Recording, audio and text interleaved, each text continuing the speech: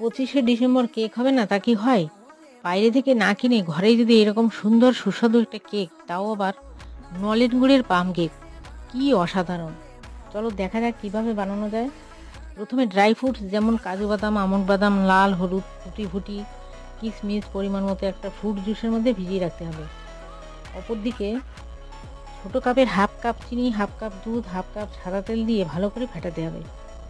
এবার ওই কাপের 1 কাপ নলেন গুড়, ওই কাপ 2 কাপ ময়দা, একটু নুন, 1 চামচ দারুচিনি গুঁড়ো দিয়ে ফেটিয়ে ফ্রুট জুসের ডোবানো ফ্রুটস দিয়ে 1.5 চামচ বেকিং পাউডার আর 1 চামচের 4 ভাগের 1 ভাগ বেকিং সোডা, 1 চামচ ভিনিগার দিয়ে কেকের ব্যাটারটা রেডি করে কেক বসানোর পাত্রে সাদা তেল আর সাদা বাটার পেপার দিয়ে গ্রিস করে কেকের ব্যাটারটা ঢেলে দিয়ে প্রায় 1 ঘন্টা গ্যাসের বেক করলেই নলেন গুড়ের পাম কেক একেবারে রেডি। আমার 1 ঘন্টা বেক করতে সময় লেগেছে, তোমাদের হয়তো কম বেশি লাগতে পারে।